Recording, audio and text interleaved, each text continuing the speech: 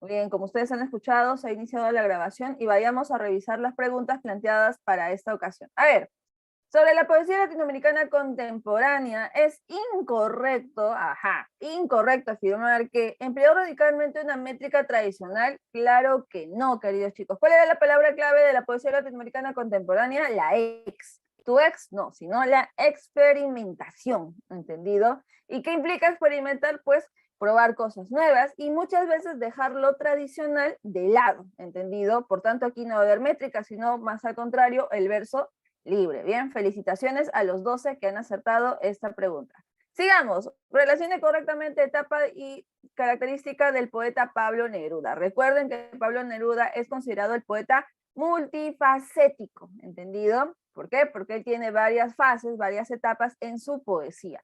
La etapa residenciaria, recuerden que es la etapa donde se va a ver la influencia vanguardista, porque su obra se llama Residencia en la Tierra. Luego vamos a tener la etapa de plenitud épica, donde vamos a ver ese compromiso social y político. Incluso aquí se va en este caso, Pablo Neruda va a elogiar mucho las diversas bellezas que tiene Latinoamérica, porque por ejemplo en esta obra llamada Canto General, que corresponde a la etapa de plenitud épica, se encuentra el famoso canto a Machu Picchu, ¿entendido? Alturas de Machu Picchu, mejor dicho. Por último, la etapa de poeta profesional, creo que es la etapa más, o el nombre más sarcástico que puede haber, porque recuerden que ahí vamos a tener las famosas odas de Neruda, donde están las odas elementales como la oda a la cebolla, la oda al zapato, la oda al ovni y otras más, donde vamos a ver que Pablo Neruda simplemente hace el mero gusto de hacer literatura, de hacer poesía, por lo que va a manejar un lenguaje claro y sencillo, ¿entendido? Felicitaciones a los 5 que han llegado a la respuesta correcta. Última pregunta, dice aquí, señale la obra del representante de la poesía conversacional. ¿Quién es este poeta latinoamericano que desarrolla la poesía conversacional? Nada más y nada menos que nuestro amigo nicaragüense Ernesto Cardenal. ¿Y en qué obra vamos a encontrar esa poesía conversacional? Pues nada más y nada menos que en la famosa Oración por Marilyn Monroe. Pues chicos, claro que sí. Pregunta, queridos chicos, pregunta. En este caso recuerden que la obra inicia con un señor, ¿no? Un señor recibe a esta muchachita conocida en toda la tierra con el nombre de Marilyn Monroe. Pregunta, ¿quién es ese señor, queridos chicos? ¿Quién es ese señor? Papá Dios, claro que sí, papacito Dios, claro que sí. Entonces, por algo tiene el nombre, ¿no? De Oración por Marilyn Monroe, porque lo que estamos viendo aquí es un rezo, ¿entendido? Donde el poeta hace con Dios. Y vamos a ver que en ese rezo, ¿qué se da? Se da un diálogo, se da una conversación, ¿entendido? Recuerden, ¿eh? Ernesto Cardenal desarrolla la poesía conversacional. ¿Bien? Muy bien, chicos. Entonces, ese ha sido el repaso del día de hoy. Ahora vamos con nuestra clase. Bien, permítanme un momento. Vamos a cerrar algunas ventanas para que la red no se sature. Ahí está. Perfecto. Muy bien. Está compartiendo pantalla, ya está. Listo. En el chat, por si acaso, les estoy dejando las claves de la semana número 11, así como el link de acceso a la plataforma Quizzes para que resuelvan las preguntas de esta semana. Chicos, por favor, practiquen, ¿ah? No me hagan crear claves que luego no, enlaces que luego no están practicando. ¿Ah? Recuerden, la práctica hace al maestro, por favor. ¿Entendido? Muy bien, miren que me doy mi tiempito para hacer todas las preguntas en el quiz y ustedes puedan resolver, ¿sí? Muy bien, vamos entonces a comenzar con nuestra clase del día de hoy. Permítanme, ya se está proyectando pantalla, ¿sí? Creo que sí, ya está. Perfecto. Bien, chicos, ya estamos en la semana número 12, ¿bien? Y ojo, a partir de ahora hasta la semana 18 vamos a trabajar una nueva literatura que es la nuestra, la literatura peruana. Por lo que les voy a pedir mucho que por favor repasen historia, repasen en este caso algunos hechos históricos sociales relevantes. ¿Por qué? Porque la literatura peruana para mí es una de las mejores literaturas, ya que dentro de estas obras se va a plasmar las diversas situaciones sociales e históricas que está pasando en nuestro país. Aquí vamos a ver no solo historia, vamos a ver política, vamos a ver economía, vamos a ver en realidad todo lo que conviene a la sociedad peruana. ¿Bien? Muy bien. A ver, chicos, lo primero que tenemos que aprender sobre la literatura peruana es que esta se divide en tres grandes periodos, ¿entendido? El primero es el periodo llamado literatura prehispánica, que no se sabe cuándo comenzó, pero sí justamente el año que terminó, que fue 1532. Pregunta, queridos chicos, pregunta de cultura general. ¿Qué sucedió en 1532? A ver, actívame el audio o escribe en el chat. ¿Qué sucedió en 1532, aquí en la historia del Perú? ¡Ah! Ayúdate con la imagen. Exacto, muy bien, Raúl, claro que sí, la llegada de los españoles, 13 del gallo, claro que sí, entendido. Ojo, ojo, no se confundan, ¿ah? 1492, llegada de Colón a América, ¿entendido? ¿Qué sucede? Sucede que desde esa vez la corona española se enteran pues que existe un nuevo continente, ¿entendido? Y que por tanto, ¿qué pasa? Pues los españoles vienen, ¿no? Y en el Perú, ¿quién va a llegar? Va a llegar nuestro amigo Francisco Pizarro junto con Diego de Almagro y Hernando de Luque a iniciar ese proceso de conquista. Y lo voy a decir así, entre comillas, porque luego les explicaré si es que realmente fuimos conquistados o realmente sucedió otra cosa. ¿Bien? ¿Qué sucede? Como bien dice aquí mi amigo Malky, claro que sí. Con la llegada de los españoles, ¿qué se está terminando? Se está terminando el imperio incaico, ¿entendido? Nuestro último inca, Atahualpa, pues lamentablemente es capturado por los españoles y vamos a ver que al ser asesinado, pues se inicia todo este proceso de colonización. Recuerden que el Perú fue colonia de España. Colonización que casi dura 300 años, chicos, pero que lamentablemente no, porque en 1821 sucede un acontecimiento fundamental. Pregunta de cultura general. ¿Qué sucedió en 1821? Y dicho sea de paso, hemos celebrado el bicentenario. A ver, quiero escuchar sus voces. Actívenme el audio, pues chicos, actívenme el audio. A ver, Bianca ya me dio una respuesta por interno. Ojo, recuerden escribir sus respuestas para todos, no para mí nada más, si no, no se guardan las respuestas. Exacto. ¿Quién me activa el audio? Actívenme el audio, pues chicos, vamos. Quiero escuchar sus seductoras voces. Vamos, vamos. ¿Qué sucedió en 1821? No importa, susurrándolo, pero dilo. ¡Ah! Así son conmigo. Yo que le pongo puncha a la clase y no me activan el audio. Ya, chicos, vamos. Se descubrió América. ¿Cómo? 1821. Qué palta, mis. Sí, pues qué palta. Palta. Ok, recuerden por favor que en 1821 se proclamó la independencia del Perú. ¿A cargo de quién? A cargo del argentino don José de San Martín. Y digo argentino por si acaso, porque aquí muchos, ojo, muchos se confunden pensando que don José de San Martín es peruano. No mi vida, no mi ciela, no mis cielos. Recuerden por favor que don José de San Martín, en este caso, es argentino, ¿sí? Y que él justamente da ese proceso de independización en la zona sur de América. Independiza su país, perdón, independiza su país Argentina, luego pasa por Chile y finalmente llega al Perú. Y el 28 de julio de 1821 se da la proclamación de la independencia, con lo cual la historia del Perú pasa a una tercera etapa, que es justamente la etapa republicana. Etapa donde también vamos a ver literatura. Y recuerden, por favor, que esta etapa republicana es la que existe hasta el día de hoy. Más aún, recuerden que ya vamos 201 años de independencia y también 201 años de la etapa republicana. ¿Bien? Entonces, ¿qué vamos a hacer? Pues a lo largo de esta semana 12 hasta la semana 18 vamos a estudiar todos estos tres periodos, ¿entendido? Y hoy nos vamos a enfocar en estas dos, en la literatura prehispánica y la literatura colonial, ¿entendido? Muy bien, así que vayamos con la primera. Literatura peruana prehispánica. Ajá. Si decimos pre, nos referimos a antes de quién, antes de la llegada de los españoles, ¿entendido? Ahora la pregunta fundamental es la siguiente, queridos chicos. ¿Realmente hubo literatura en esa época prehispánica, en esa época donde no estaban los españoles, pero sí estaban nuestras culturas originarias? ¿Ustedes qué dicen, sí o no? Ya, ok, acá me dicen sí. otros me dicen que no, otros me dicen leyendas, ok, válido.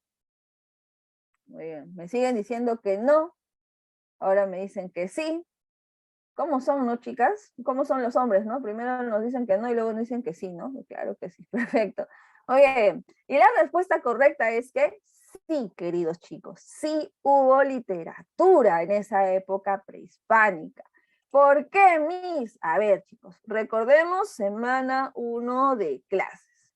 ¿Qué significaba la literatura? Significaba el arte de expresar sentimientos y pensamientos, ¿entendido? Eso es la literatura. ¿Qué sucede? Sucede que en esta época prehispánica, obviamente, van a haber seres, van a haber personas que van a expresar sus sentimientos y sus pensamientos, ¿entendido? Mediante cantos, mediante narraciones, etc. Por tanto, en esta época prehispánica, sí podemos decir que hubo literatura. Y ojo, ellos hicieron literatura sin saber que eso era la literatura, simplemente por la cuestión nata del ser humano de expresar sus sentimientos y pensamientos, vemos que está la presencia de la literatura, ¿entendido? Entonces hay que aclarar que sí hubo literatura en esta época prehispánica, antes de la llegada de los españoles. ¿Somos poetas por naturaleza? Claro que sí, somos literatos por naturaleza, queridos chicos. Dense cuenta, por ejemplo, cuando están tristes y les salen algunos versos que riman sin querer queriendo. Luego, cuando tienen que contar un chismecito a su amiga, amigo, su familia, ¿están aplicando el género narrativo, sí o no? Claro que sí, por naturaleza. Cuando, por ejemplo, quieren, en este caso, dramatizar un hecho para no ser culpables, ¿qué están aplicando? El género dramático. Por tanto, también están haciendo literatura, porque recuerden que lo básico de la literatura que es el arte de expresar sentimientos y pensamientos. ¿Entendido? Perfecto, muy bien.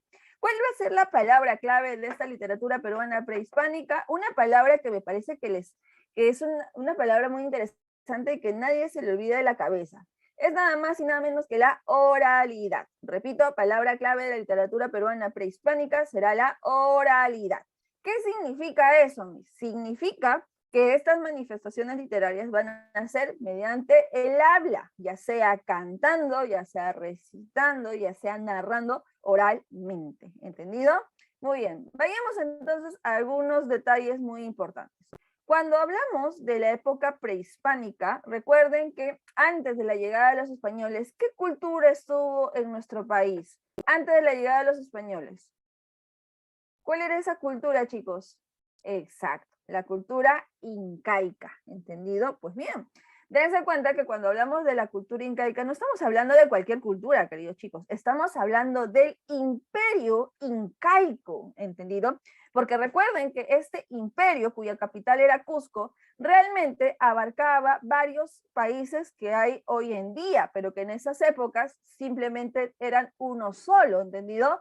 Como se dan cuenta aquí en el mapa, el imperio incaico, dividido en sus famosos 4 suyos, no solo abarcó lo que hoy en día es Perú, fíjense también, está Ecuador, está lo que hoy en día es Colombia, y en el sur tenemos lo que hoy en día es Chile, y también parte de Bolivia y parte de Argentina. Todo esto, queridos chicos, era el imperio incaico, ¿entendido? Y vamos a ver que en cada uno de esos suyos pues van a haber diversas composiciones literarias, ¿entendido? Donde en todas ellas va a haber la oralidad. Ahora, pregunta fundamental, queridos estudiantes. ¿Cuál era la lengua oficial de la cultura incaica?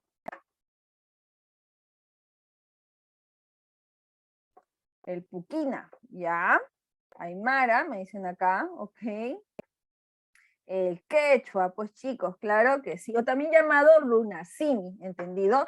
Recuerden que las composiciones literarias también van a estar en esa lengua oficial, ¿bien? Como les decía, queridos chicos, cuando hablamos del imperio incaico, ojo, no estamos hablando de cualquier cultura. Si se dan cuenta por el mapa, definitivamente ha sido todo un imperio que a lo largo de los gobiernos de sus 13 incas, vamos a ver que ese imperio pues fue creciendo más y más. Y ojo, los incas, recuerden que también pasaron por este proceso de guerras para poder abarcar más territorio, derrotando culturas menores, ¿entendido? Y uno de los incas que más destaca sobre este trabajo o este plan expansionista, ¿quién es? Nada más y nada menos que el inca Pachacute, ¿entendido? Otra cosa muy importante de la cultura incaica es también hablar sobre su organización, ¿entendido, chicos? Recuerden que para tener un imperio, pues hubo una gran organización desde la cabeza, que era el Inca, y todo lo que conformaban los gobiernos de sus 4 suyos, ¿bien? Y vuelvo a repetir, en cada uno de los suyos vamos a ver pues la creación de manifestaciones literarias. Pero Miss, si usted me dice que todo era oralidad, ¿cómo sabemos esto? ¿Cómo sabemos que hubo esa organización, hubo esa expansión territorial y todo lo demás? Pues bien, recuerden, queridos chicos, que con la llegada de los españoles, ellos van a recopilar este nuevo mundo de forma escrita. Y va a haber uno en particular llamado Francisco de Ávila, que era justamente un sacerdote, que él se va a enfocar mucho en los mitos y leyendas que está escuchando de este nuevo mundo, y que sobre todo explican pues la cosmovisión andina. ¿Qué hace Francisco de Ávila? Pues él va a recopilar esos mitos y leyendas, y lo va a recopilar en lengua quechua, queridos chicos. Y vamos a ver que muchos, pero muchos años después, ya en los años 1900, nuestro amigo José María Arguedas, que lo vamos a estudiar más adelante, pues él se va a encargar de traducir esta obra y ponerle con el título de Dioses y Hombres de Huarochirí, ¿entendido? Entonces, esta obra, Dioses y Hombres de Huarochirí, pues habla o se enfoca en los mitos y leyendas que se recopilaron en estas épocas de los 1500, cuando los españoles llegaron a el Perú, ¿bien? Muy bien. Ahora, ¿qué características tiene la literatura prehispánica? Como les dije, la oralidad es fundamental, pero no es la única, ¿entendido? Otra característica que también es relevante aquí es la colectividad. ¿Qué quiere decir? Quiere decir que las manifestaciones literarias en varias ocasiones se dieron de forma colectiva, en grupito, como estás viendo aquí en la imagen. Los cantos eran en grupo, las narraciones también eran en grupo. ¿Por qué? Porque vamos a ver que esta transmisión de boca en boca va a generar pues que no solamente haya un autor en estas historias, sino hayan varios, ¿entendido? Ahora, para encontrar otras características de esta literatura prehispánica, hay que ver la imagen que está aquí, ¿entendido? Como les repito, si te das cuenta, estas personas están cantando, están aplicando la oralidad y lo están haciendo de forma colectiva. Pregunta, queridos chicos, de acuerdo a la imagen, ¿a quién le están cantando estas personas? Yo ¿A quién? soy. ¿A quién? Perfecto, muy bien, al dios Sol, gracias, gracias por activar sus audios, chicos. ¿Y por qué al dios Sol? ¿Qué pasó con el sol? ¿Qué tiene que ver el sol con esta cultura incaica, con esta cosmovisión andina que tiene la cultura incaica? ¿Qué representa el sol para la cultura incaica?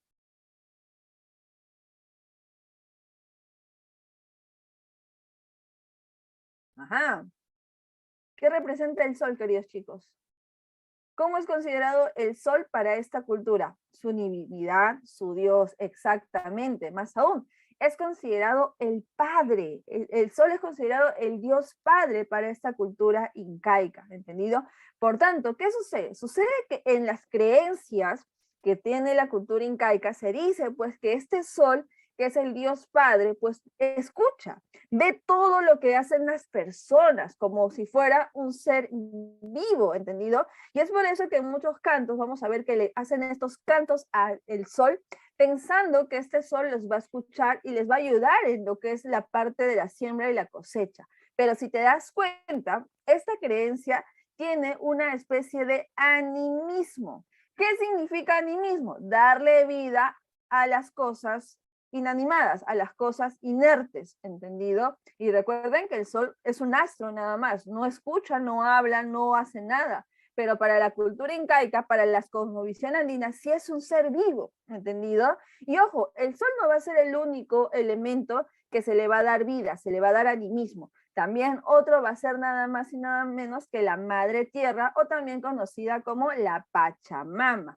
¿entendido? Así también vamos a ver otros elementos como el agua, las semillas que en este caso se van a utilizar para la siembra. También se hacen cantos para que estas semillas, al escucharnos, pues vayan a la tierra y finalmente germinen y puedan dar esta productividad, ¿entendido? Entonces, chicos, el animismo es una característica fundamental que tiene esta literatura prehispánica. Ojo, y este animismo lo podemos tomar en cuenta hasta el día de hoy. Varios pueblos del interior de nuestro país todavía hacen cantos, entendido, a la tierra, al sol, al agua, a las semillas y otros elementos más, con la idea de que están escuchándonos y que nos van a hacer caso en los rezos o en los cantos que se dan, ¿entendido? Por último, hay que señalar pues que esta literatura peruana prehispánica definitivamente tiene una temática agrarista. Muchos de los cantos van a ser justamente de corte agrarista porque van a estar enfocados en los momentos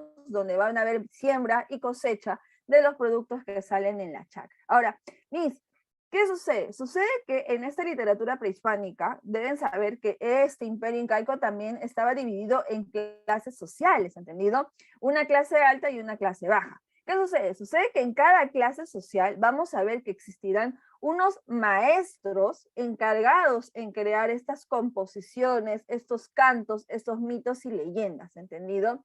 En el caso de la clase alta, ese maestro se va a llamar amauta. Ah, ese nombre te suena, ¿verdad? Porque vamos a ver que en la época republicana va a haber uno que se hace llamar también el amauta, que vuelvo a repetir, significa maestro de la clase alta.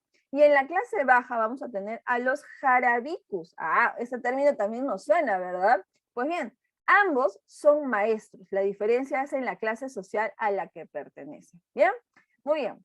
Ahora, ¿cuáles van a ser los géneros literarios que va a tener esta época prehispánica? Vamos a ver que existirán dos, el género épico y el género lírico. En el caso del género épico, recuerden que la palabra clave es grandes hazañas y hechos gloriosos, ¿entendido? Pues sí, nuestra literatura prehispánica, queridos chicos, también tuvo historias donde se nos cuentan las grandes hazañas de estos dioses, de estos seres que existían en esta época, así como también los hechos gloriosos, ¿entendido? Y vamos a ver que de ese género épico van a existir dos subespecies, el famoso mito y la famosa leyenda. ¿Ves? ¿Cuál es la diferencia? A mí siempre me confundo en el examen. Pues bien, vayamos con la primera, con el mito, queridos chicos. ¿Qué es el mito?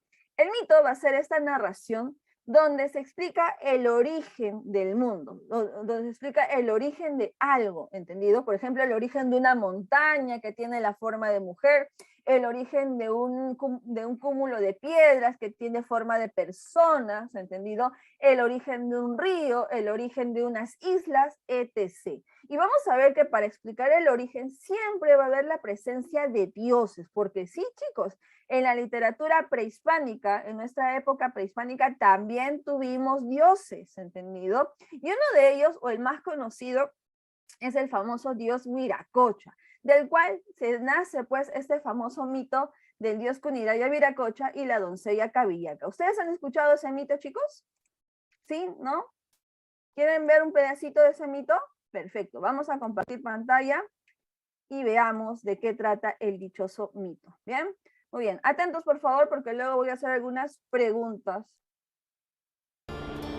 En tiempos muy antiguos existía un dios poderoso llamado Cuniraya. Era el dios de la agricultura. Cuniraya prefería caminar vestido como mendigo para que nadie lo reconociera. También existía una diosa muy hermosa llamada Cabillaca. Todos los dioses la pretendían, pero ella siempre los rechazaba. El dios Cuniraya, para conquistarla, se transformó en ave y voló hacia donde ella estaba. Se acercó a una de las lúcumas y le colocó su germen. Cabillaca, al comer la fruta, quedó embarazada. Luego de 9 meses, dio a luz a una hermosa niña. Tiempo después, Cabillaca reunió en el pueblo de Anchicocha a todos los dioses para saber quién era el padre de su hija. Ella decidió que sea la niña quien reconociera a su padre. Entonces, la niña se dirigió muy contenta hacia Cuniraya. Cabillaca no podía creer que el padre de su hija fuera un mendigo. Invadida por el enojo y la desilusión, cogió a su hija y corrió en dirección hacia la costa. Cuniraya, vistiendo su mejor traje, fue tras ella llamándola, pero nunca volteó. Cuniraya en el camino encontró un cóndor, al que le preguntó por Cabillaca. El cóndor le respondió alentadoramente y con buenas noticias. Cuniraya le replicó: siempre vivirás alimentándote con todos los animales de la puna. Y si alguien te mata, él también morirá. Luego se encontró con un zorrino y este le dijo que Cabillaca estaba ya muy lejos. Kurinaya respondió: te condeno a que camines solo de noche y a que te rechacen por tu mal olor. Kuniraya siguió caminando sin alcanzar a Cabillaca. Cansada de tanto caminar, llegó a las orillas del mar y se arrojó con su hija en brazos, convirtiéndose ambas en las islas que hoy pueden verse frente al santuario de Pachacamac. Ajá, muy bien chicos, como se darán cuenta, el famoso mito de Kuniraya Viracocha lo que realmente es explicarnos que el origen de quiénes de las famosas islas de Pachacamac. Si ustedes tienen la oportunidad de ir hacia Pachacamac, van a encontrar pues estas dos islas, ¿no? Una isla grande que se dice que es Cabillaca y una isla chiquita a su costado que se dice que era su hija, ¿entendido? Ese es un claro ejemplo de mito porque está explicando el origen de estas islas que hasta hoy en día existen pues en Pachacamac, ¿bien? Eso es por parte del mito. Vayamos ahora a la leyenda. La leyenda, queridos chicos, va a basarse en esta combinación de historia, es decir, de hechos reales que sucedieron en nuestro país, pero que van a ir mezclados con un poco de ficción, con hechos sobrenaturales, ¿entendido? Un ejemplo de ello es la famosa leyenda de los hermanos Ayar. ¿Se acuerdan quiénes eran los hermanos Ayar?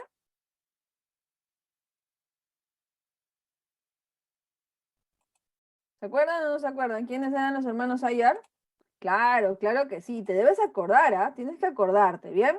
Y si no te acuerdas, pues vamos a verlo en este video. Atentos, por favor.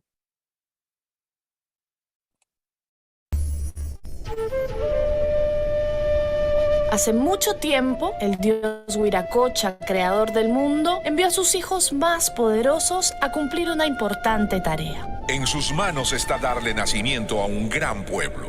Vayan en búsqueda de tierras fértiles para cultivar el maíz, nuestro alimento más preciado. Cuando encuentren esas tierras, funden ahí un gran imperio.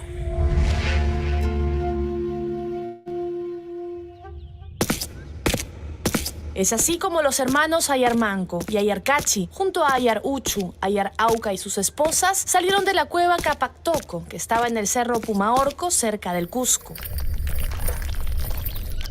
Ayarmanco era el hermano mayor y con más autoridad. Antes de partir, Wiracocha le entregó un cetro de oro, que al hundirse le indicaría que esa era la tierra donde tendrían que cultivar el maíz, alimento que compartirían con los demás. En cambio, Ayarcachi era el más dominante y belicoso de los hijos de Wiracocha. Temerosos y recelosos, los demás hermanos planearon deshacerse de él, por lo que le pidieron regresar en busca de algo que habían olvidado. Detrás suyo fue Tambochecay, un fiel servidor del grupo, quien al ver a Ayarcachi dentro de la cueva, tapó la entrada con un derrumbe.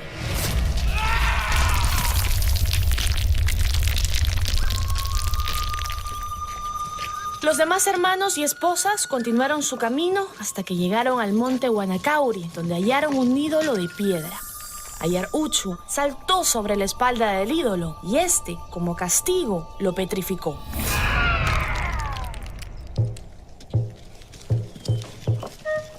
Los hermanos siguieron su camino lamentando la pérdida de Ayar Uchu y Ayarcachi. Tras retomar el viaje, a Ayar Auca le crecieron alas y voló hacia el valle. Cuando llegó a Camama, se posó en una roca y también quedó convertido en piedra.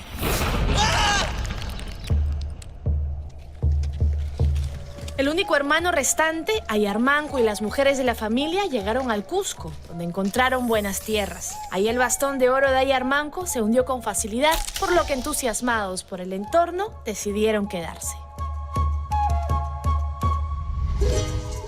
Ayarmanco fundó la ciudad del Cusco en nombre del dios Wiracocha y del sol. Ya que Cusco significa ombligo en quechua, se convirtió en la capital del Tahuantinsuyo, empezando así el imperio inca.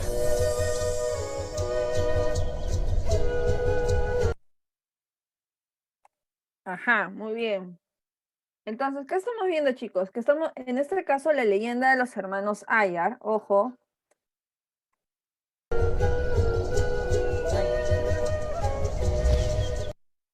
Disculpen. Ya está, perfecto. Estamos viendo entonces que la leyenda de los hermanos Ayar se basa en explicar en este caso la fundación del Cusco, que sí es un hecho real, es un hecho histórico, más aún utilizando el personaje de Ayar Manco, que tiene otro nombre en otra leyenda que es el famoso Manco Cápac, ¿entendido? Pero si se dan cuenta, al explicar la fundación del Cusco, también vemos, pues, estos elementos ficticios, como por ejemplo cuando un hermano se convierte en piedra, otro hermano se convierte en ave, otro hermano se encerra en un calabozo, etc. Vemos elementos ficticios, ¿entendido?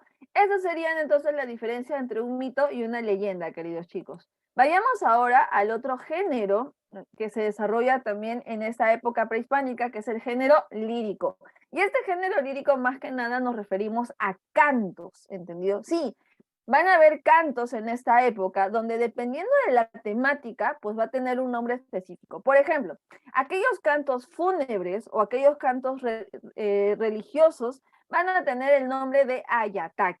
Luego, si vemos que el canto trata sobre el amor o el desamor, porque sí, en la época prehispánica también sufrían de amor, se van a llamar jarawis, ¿entendido? Luego vamos a tener estos cantos agraristas, es decir, estos cantos que hablan sobre la siembra, la cosecha en la tierra y todo lo demás, llamados aymoray. Así también tenemos estos cantos triunfales, que eran cantos que se utilizaban al momento de ir a guerras, ¿entendido? Y se llaman jairis. Por último, vamos a ver estos cantos festivos, estos cantos de fiestas, llamados cacharparis, ¿entendido? Entonces vuelvo a repetir, dependiendo del tipo de canto, vamos a ver que tienen nombres específicos. Ahora, para que me puedan entender un poquito más, les he traído dos ejemplos de cantos para que me puedan decir qué temática es y qué nombre debería llevar, nombre quechua, dicho sea de paso. Vayamos con el primero que está en el lado izquierdo. Como se dan cuenta, en la parte superior está en quechua y en la parte inferior está su traducción que dice así: sangran mis ojos de dolor, mi pecho duele de nostalgia.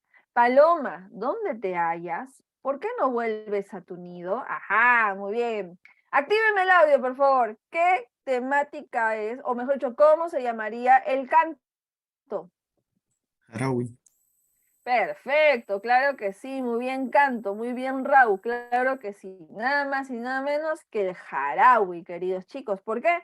Porque estamos viendo que acá nos hablan del desamor, ¿sí o no? Cuando dicen sangra mis ojos de dolor, mi pecho duele de nostalgia. ¿Qué cosa está pasando? La están extrañando, ¿sí o no? Claro que sí. Ahora, la paloma, queridos chicos, justamente va a ser este ser, esta ave que va a representar a la mujer en esta época prehispánica, ¿entendido? El término quechua es urpi o urpicha, que también es una forma de decir, una forma tierna de decir, pero vuelvo a repetir, la paloma siempre va a ser asociada con la mujer, ¿entendido? Por eso dice, no, mujer, ¿dónde te hallas? ¿Por qué no vuelves a tu nido? ¿Por qué no vuelves a tu casita? La famosa palomita, ¿entendido? Muy bien, vayamos ahora al canto que está en el lado derecho. Atentos, por favor, y dice así: los hombres, el triunfo, el triunfo! Las mujeres, ¡hurra, varón, hurra! Los hombres, sol poderoso, gran padre, ve el surco y dale tu aliento. Las mujeres, ¡hurra, sol, hurra! Los hombres, el triunfo, el triunfo! Al vientre de la Pachamama que da vida y fructifica. ¡Ajá! ¿Qué canto será, queridos chicos? Ojo, ese canto vino en un examen de literatura, por si acaso, así te pueden preguntar, así que tienes que tener mucho, mucho, mucho cuidado. A ver, aquí me dicen canto triunfal, ¿ok? Aymoray. Ajá, me están diciendo Aymoray, ajá, Aymoray también me dicen, perfecto. ¿Será Aymoray o es un Jali? ¿Qué dicen ustedes? Y la respuesta correcta es Aymoray, queridos chicos, es un Aymoray. Pero Miss, está diciendo, el triunfo, es un canto triunfal.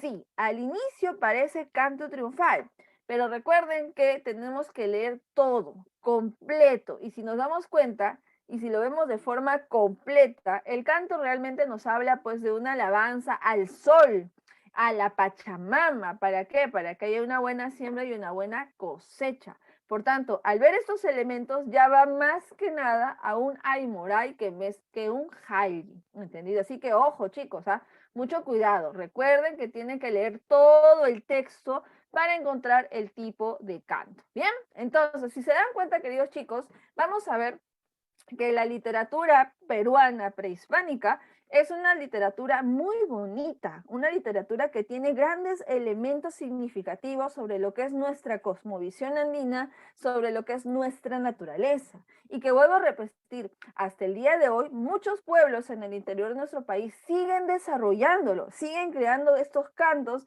siguen creando estos mitos y leyendas para explicar muchas cosas de nuestra cultura originaria, que fue la cultura incaica y también las culturas pre-incaicas, ¿bien? Pero como ustedes saben, lamentablemente, esta etapa bonita de nuestra historia del Perú, lamentablemente termina ¿con qué? Con la llegada de los españoles, ¿entendido? Donde aquí sí tengo que hacer una crítica personal, valga la redundancia, porque si bien es cierto, en los colegios nos enseñan pues que los españoles nos conquistaron, la pregunta de millones, ¿realmente nos conquistaron, chicos? ¿Tú conquistarías a tu tóxica o a tu tóxico, no sé, rompiendo su casa, por ejemplo, quedándote con sus propiedades, matando, por ejemplo, a sus mascotas? ¿Tú conquistarías así a tu tóxico o tu tóxica? No, ¿verdad? Lo que podría decir es que realmente los españoles no nos conquistaron, porque ni siquiera hubo diálogo, hubo imposición, ¿entendido? Lo que realmente fue un saqueo, fue un maltrato, fue una desculturalización que se nos hizo hacia nosotros. ¿Por qué? Porque recuerden que los españoles llegaron para imponer su cultura, su religión, su lengua y todo lo que hoy día nosotros tenemos, ¿no? Por eso nosotros somos, de cierta manera, descendientes de este proceso de colonización, donde deben saber pues que el arma secreta o el arma utilizada para muchas veces la colonización va a ser la religión, queridos chicos. ¿Por qué? Porque vamos a ver que aquí la religión católica va a ser la forma como se va a dar el proceso de colonización, ya que se van a dar las famosas extirpaciones de idolatrías. ¿Qué era eso, mis? Era justamente que los sacerdotes que llegaban pues aquí al Perú, en este caso, empezaron a adoctrinar a los indígenas, ¿entendido? Señalándoles que ya no debían alabar a sus dioses, ni al sol, ni al agua, ni nada por el estilo, sino que tenían que alabar ¿a quién? A un Cristo, a un Dios católico que ellos ni siquiera conocían y a los diferentes santos que traían pues de España. Y pobre de aquel que no, en este caso, no obedeciera este tipo de adoctrinamiento, pues rápidamente iba a ser castigado por nada más y nada menos que la Santa Inquisición, queridos chicos, que recuerden que es la entidad de la Iglesia Católica que torturaba, que maltrataba a los indígenas que se rebelaban contra la religión católica y todo lo que se profesaba durante esta época del colonialismo. Recuerden, queridos chicos, que los españoles conquistaron el Perú o saquearon el Perú con trampa, porque recuerden que ellos capturaron al Inca Atahualpa y en este caso, supuestamente, la idea era que el Inca les entregara pues un espacio, ¿cómo era? Un tambo lleno de oro y plata, pero al final eso no era lo que querían. Ellos querían apoderarse de las tierras. ¿Y qué sucede? Sucede que capturan a Atahualpa y le llevan a un proceso de juicio, donde dicho sea de paso, vamos a ver que en ese proceso pues se cometen muchas, pero muchas ideas absurdas y al final matan a Atahualpa, con lo cual vamos a ver que se empieza a romper todo lo que fue el imperio incaico. Así, chicos, lamentablemente así fue nuestro proceso de colonización, donde vuelvo a repetir, y en lo personal creo que no hubo una conquista, porque conquistar de esa manera, no, gracias, prefiero quedarme sola, en verdad, ¿entendido? Y lo que hubo realmente es un saqueo y sobre todo una imposición de una cultura europea para exterminar lo que era nuestra cultura esencialmente peruana e incaica, ¿entendido? Ahora, dentro de este proceso de colonización también hubo literatura, hubo formas de manifestar pensamientos y sentimientos, ¿entendido? Y esta literatura colonial se divide en dos vertientes, queridos chicos. Por un lado tenemos la vertiente castellana y por otro lado tenemos la vertiente quechua, ¿entendido? Con respecto a la vertiente castellana, vamos a ver que nace nada más y nada menos que una especie literaria llamada crónica, ¿entendido? ¿Qué sucede? Sucede que la crónica van a ser los primeros escritos, valga la redundancia, de los cronistas españoles, donde están recopilando, donde están anotando todo lo que conocen de este nuevo mundo. ¿Por qué? Porque los españoles se dieron cuenta, queridos estudiantes, que el lugar donde han llegado no es un lugar cualquiera, no era una cultura cualquiera la incaica, sino era todo un imperio incaico. Y por eso es que empezaron a anotar sobre su organización, sobre su cultura, sobre su historia y todo lo demás, basándose en hechos particulares. ¿Y por qué no mencionar también la presencia de testigos? Sí, vamos a ver que muchos indígenas van a servir de testigos para explicar la esencia de la cultura incaica, ¿entendido? Pero, queridos estudiantes, aquí va a haber un detalle muy particular sobre las crónicas, y es que estas crónicas son netamente subjetivas, ¿entendido? ¿Por qué? Porque los cronistas, sobre todo los españoles, van a escribir solamente lo que les interesa, solamente lo que les conviene contar, sobre lo que les conviene escribir. No, los españoles, por ejemplo, no van a escribir cómo ellos trajeron enfermedades y también mataron a los indígenas. No, eso no se cuenta. Tampoco van a contar cómo es que ellos traían perros gigantes, esos galgos, y torturaban a los indígenas con esos perros, donde en muchos casos estos eran asesinados por los perros. No, eso tampoco se cuenta. Tampoco van a contar la forma, pues, que lamentablemente los españoles, en este caso, torturaban a los indígenas y que más aún hacían trampas entre ellos para finalmente quedarse con esas tierras. No, no, no, eso no se cuenta, queridos chicos. Por tanto, las crónicas no son objetivas. Las crónicas no hablan sobre la realidad de la historia que sucedió. Al contrario, distorsionan la historia a su conveniencia. Por lo que, vuelvo a repetir, las crónicas son subjetivas. ¿Entendido, chicos? Anoten, por favor, esa característica porque siempre viene en examen. Las crónicas son subjetivas, ¿bien? Ahora, en un inicio, los únicos cronistas eran los españoles, ¿entendido? Pero luego vamos a ver la creación o la aparición de cronistas mestizos y cronistas indígenas. En el caso de los cronistas mestizos tenemos a Gómez Suárez de Figueroa. ¿Quién, Miss? ¿De quién me está hablando? Ah, es que tú no lo conoces como Gómez Suárez de Figueroa, tú lo conoces como el Inca Garcilaso de la Vega. Ese nombre sí te suena, ¿verdad? Claro que sí. Pero, Miss, ¿por qué se cambió de nombre? ¿Por qué se pone Inca Garcilaso de la Vega? Pues bien, Gómez Suárez de Figueroa, vuelvo a repetir, era un mestizo, ¿entendido? Es decir, era hijo de un español con una indígena. Pero ojo, no era cualquier indígena. Se dice pues que la madre de Gómez Suárez de Figueroa era una descendiente de la misma realeza incaica, ¿entendido? Y Gómez Suárez de Figueroa, ¿dónde nace? Nace en el Cusco, queridos chicos. Y desde muy niño, pues él conoce todo lo concerniente a la cultura incaica, ¿entendido? ¿Por qué? Porque si proviene de esta familia y sobre todo todavía tiene por ahí en el Cusco muchos indígenas que a ocultas siguen manteniendo su cultura, sus creencias y todo lo demás, pues Gómez Suárez de Figueroa lo está conociendo. ¿Qué sucede? Sucede que su padre, Sebastián Suárez de Figueroa, pues después de un tiempo retorna a España para quedarse con su familia real y legítima allá, y poco tiempo después, cuando Gómez Suárez de Figueroa tenía 21 años, se entera mediante una carta que su padre ha fallecido. ¿Qué hace Gómez Suárez de Figueroa? Pues viaja a España para reclamar parte de la herencia de su padre. Pero ¿qué sucede, queridos chicos? Sucede que la corona española en esas épocas no reconocía derechos de hijos mestizos. Por tanto, Gómez Suárez de Figueroa no tuvo absolutamente nada de la herencia de su padre. Bien, pero algo bueno tuvo que haberse llevado del viaje de España, ¿sí o no? Claro que sí. Pues vamos a ver que cuando él viaja a España, pues allá se está dando el famoso siglo de oro, ¿entendido? Que ya hemos estudiado, semana 6. Y recuerden que en ese siglo de oro, sobre todo en el Renacimiento español, pues existe el poeta Garcilaso de la Vega. Cuando Gómez Suárez de Figueroa lee, por ejemplo, las élogas de Garcilaso de la Vega, se queda maravillado y quiere imitar el estilo renacentista de Garcilaso de la Vega. Por esa razón se cambia el nombre, pero para diferenciarse del español, él mismo se pone el título de Inca, por eso se le conoce así, Inca Garcilaso de la Vega, donde, ojo, con el Garcilaso de la Vega español ni siquiera son primos lejanos, nada que ver, no hay ninguna relación filial entre estos dos. ¿Bien? Muy bien, ahora, ¿Cuál es la crónica más importante del Inca Garcilaso de la Vega? Pues nada más y nada menos que los comentarios reales. Y este título se debe, pues, que Gómez Suárez de Figueroa está cansado de las crónicas que los españoles escribieron donde distorsionaban mucho la historia del Perú incaico, sobre todo. Por eso es que el Inca Garcilaso de la Vega, ¿qué hace? Pues decide crear una obra donde cuente realmente cómo era la historia del Perú antes de la llegada de los españoles. Por eso se llama así, comentarios reales. Él va a hacer un real comentario de la historia del Perú incaico. Por eso es que la primera parte, porque está dividida en dos, la primera parte que se publica en 1609, tiene ese objetivo, ¿no? Contarnos la historia del Perú incaico desde su organización, desde su historia, desde su fundación, desde, en este caso, todo lo concerniente a su cultura, ¿entendido?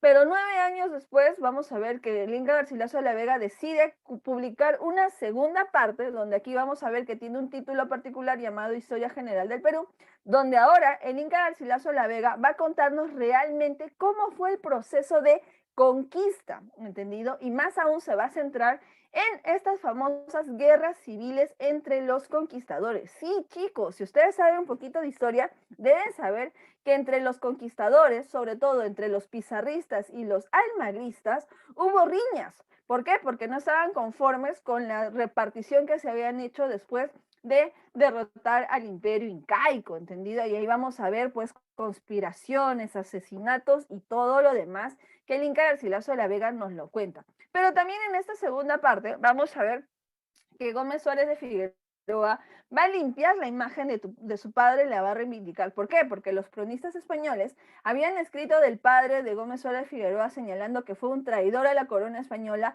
por no continuar con el proceso de conquista, sino por haberse enamorado de una indígena y haber tenido un hijo mestizo de él. ¿Qué va a pasar en esta segunda parte? Pues Gómez Suárez de Figueroa, vuelvo a repetir, decide limpiar la imagen de su padre. ¿Bien?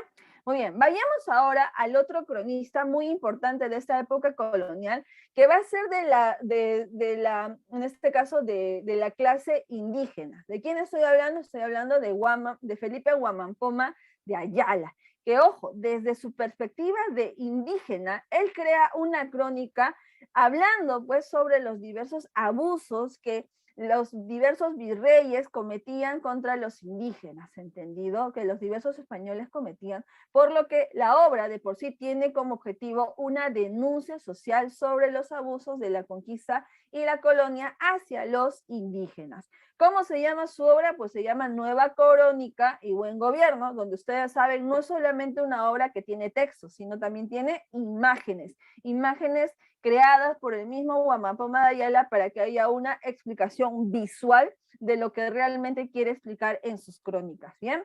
Esta obra, queridos chicos, está también dividida en dos partes, Nueva Crónica y Buen Gobierno. En Nueva Crónica vamos a ver que Huamampoma de Ayala también va a contar realmente cómo fue la historia del incanato, sobre todo del mundo andino, ¿entendido? Y vamos a ver que aquí él justamente trata de incluir dentro de la historia bíblica, ¿no? Esta parte épica que también tuvo la época del incanato, así como también destacar la organización de la cultura incaica y de sus 13 incas particularmente. Y en la parte de Buen Gobierno, vamos a ver que ahí se va a ver la denuncia que hace Huamampoma de Ayala sobre los abusos de los españoles y también va a proponer una solución para este tipo de gobierno que se está dando aquí en el Perú. Lo que propone Huamampoma de Ayala es que este territorio peruano pues se divida en dos repúblicas, una república de los indígenas y una república de los españoles, y que cada república maneje a su gente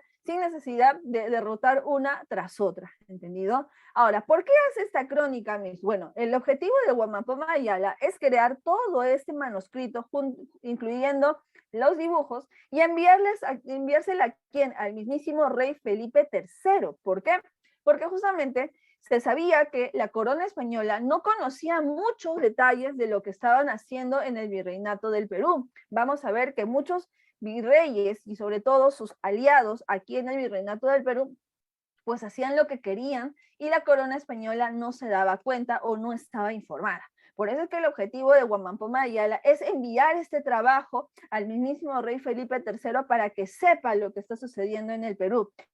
Pero lamentablemente vamos a ver que la obra de Felipe Guamampoma Ayala jamás llegó a manos del rey Felipe III. ¿Por qué? Porque el delivery que utilizó justamente fue un Uber. Mentira. Sucede que la embarcación en la cual se estaba llevando la obra, pues jamás llegó a España, sino se fue hacia Dinamarca. Y vamos a ver que la obra de Guamampoma Ayala fue guardada en la biblioteca de Dinamarca y 300 años después fue descubierta, queridos chicos, pero cuando hablamos ya 300 años después, estamos hablando ya en los años 1800, donde ya estamos en el proceso de independencia.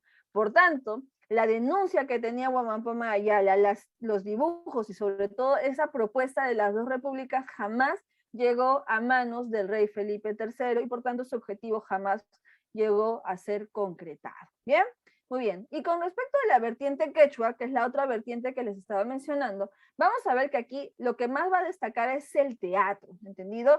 Y una obra teatral muy conocida es el famoso drama Ollantay, ¿bien? Ahora, chicos y chicas, muchos piensan que el drama Ollantay es una obra que pertenece a la época prehispánica, a lo cual tenemos que decir que es falso. Recuerden que el drama Ollantay es una obra teatral que se dio en la época colonial, donde más que nada vamos a ver la influencia del teatro barroco español, nuevamente, siglo de oro en la literatura peruana, ¿bien? Pero miren, acá nos hablan de Ollantay y de Pachacútec, nos habla de Cusicoyo y todo lo demás, personajes históricos, sí, esta obra teatral tiene personajes históricos de la época prehispánica, pero realmente fue creada en la época colonial, ¿entendido? Muy bien, vayamos al argumento. ¿Quién es Ollantay, Miss? Ollantay era la mano derecha del Inca Pachacútec, el mejor guerrero que tenía este Inca que ayudó pues en este objetivo de la expansión territorial, ¿entendido? Y que dicho sea de paso, Ollantay pues era gobernador de uno de los suyos, que es el famoso Antisuyo. Pero ¿qué sucede? Sucede que Ollantay cometió un pequeño pecadito. ¿Cuál fue? Enamorarse de la hija del Inca. Y más aún, se casan en secreto, queridos chicos, y consuman el matrimonio. Cuando el Inca Pachacútec se entera que su hija fue casada o se casó con un guerrero en este caso, y recordemos que ahí también trabaja mucho las clases sociales, vamos a ver que el Inca castiga, utiliza su poder para castigar a estos dos amantes. A su hija la manda a un calabozo sin saber que ella estaba embarazada, y a Ollantay pues lo manda a capturar para matarlo, pero Ollantay finalmente logra librarse y sucede que él se va hacia el Antisuyo, donde va a preparar muchas revueltas para ir en contra del Inca Pachacútec, ¿entendido? Ahora, ¿qué sucede? Sucede que esas revueltas duraron años y años y años, hasta el punto de que el Inca Pachacútec muere y entra a sucederle ¿quién? El Inca Tupac Yupanqui. Y el Inca Tupac Yupanqui, cuando se entera que hay revueltas en el Antisuyo, va a mandar a su soldado, a su capitán Rumiñahui, para que capture a Ollantay, donde finalmente se logra. ¿Qué sucede? Sucede que Ollantay va frente al Inca Tupac Yupanqui y le explica las razones por las cuales él estaba actuando de esa manera en contra del imperio incaico y se entera pues que se debe más que nada para salvar a su amada Cusicoyor, que estaba encerrada en un calabozo. En ese momento, ¿quién se aparece? Se aparece nada más y nada menos que una jovencita llamada Ima Sumac, que es nada más y nada menos que la hija de Cusicoyor y Ollantay. Es en ese momento que Ollantay se entera pues que tenía una hija. Y el Inca Tupac Yupanqui, viendo que todos pues fue una especie de conspiración por el mal poder que tuvo el Inca Pachacútec, ¿qué hace Tupac Yupanqui? Pues él decide perdonar a los amantes, ¿no? Piden que por favor liberen a Cusicoyor, que estaba encerrada en un calabozo, y finalmente se reencuentre con su amado Ollantay y con su hija Ima Sumac. Y así termina la historia, felices y contentos, queridos chicos. ¿Bien? Muy bien. ¿Cuál es el tema central de Ollantay? Justamente el amor y el poder. El amor representado por Ollantay y Cusicoyor, y el poder representado pues por los incas, ¿no? Tanto el Inca Pachacútec como el Inca Tupac Yupanqui. ¿Bien? Muy bien, chicos. Perfecto. Ahí está. Terminamos entonces la clase. Dejamos de compartir. Bien, chicos. Espero que les haya gustado mucho la clase del día de hoy. Voy a tener la grabación.